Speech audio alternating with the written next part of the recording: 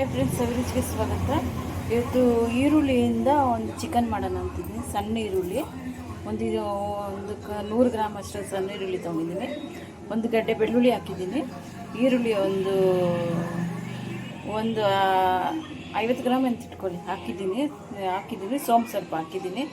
ಜೊತೆಗೆ ಸ್ವಲ್ಪ ಜೀರಿಗೆ, ಆಮೇಲೆ ಕಾಳು ಮೆಣಸು, ಒಂದಿಷ್ಟು ಕಾಳು ಮೆಣಸು ಹಾಕಿದೆ. ಈಗ 1/4 ಟೀ ಸ್ಪೂನ್ ಅರಶಿನ. ಇಷ್ಟೇ, ಜಾಸ್ತಿ ಮಸಾಲೆ ಎಲ್ಲ ಏನೂ ಇಲ್ಲ ಇದಕ್ಕೆ. ಒಂದು ಟೇಬಲ್ ಸ್ಪೂನು ಅಚ್ಚಕಾರದ ಪುಡಿ ಇಷ್ಟು ಹಾಕೋದು.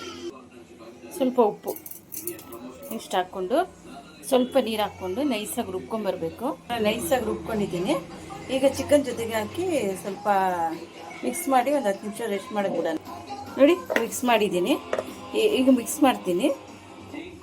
ಇಷ್ಟೇ, ಮಿಕ್ಸ್ ಮಾಡಿ ಇಟ್ಟಿದ್ದೀನಿ. ಒಂದು 10 ನಿಮಿಷ ರೆಸ್ಟ್ ಮಾಡೋಕ್ಕೆ ಬಿಡೋಣ. ನೋಡಿ, ಈಗ ಎಣ್ಣೆ ಹಾಕ್ತಾಯಿದ್ದೀನಿ. ಒಂದು 2-3 ಟೇಬಲ್ ಸ್ಪೂನ್ ಎಣ್ಣೆ. ಜಾಸ್ತಿ ಮಸಾಲೆ ಇಲ್ಲ, ಏನೂ ಇಲ್ಲ. ಕರಿಬೇವು ಹಾಕಿದ್ದೀನಿ. ಈಗ ಮ್ಯಾಗ್ನೇಟ್ ಮಾಡಿದ್ದೀರಲ್ಲ, ಆ ಮಸಾಲೆನ ಹಾಕೋದು ಅಷ್ಟೇ. ಜಾಸ್ತಿ ಏನು ಮಸಾಲೆ ಇಲ್ಲ, ಅಷ್ಟೇ ಟೇಸ್ಟಾಗಿ ಚೆನ್ನಾಗಿರುತ್ತೆ. ಚಿಕ್ಕಿರುಳ್ಳಿ ಚಿಕ್ಕಿರುಳ್ಳಿ ಜಾಸ್ತಿ ತಿಂದರೆ ಆರೋಗ್ಯಕ್ಕೂ ತುಂಬ ಒಳ್ಳೆಯದು. ಈಗ ನೋಡಿ, ಚಿಕನ್ ಹಾಕ್ತಾಯಿದ್ದೀನಿ. ಹಾಕ್ಕೊಂಡು ಚೆನ್ನಾಗಿ ಫ್ರೈ ಮಾಡೋಣ. ನೋಡಿ, ಚೆನ್ನಾಗಿ ಫ್ರೈ ಮಾಡಬೇಡ.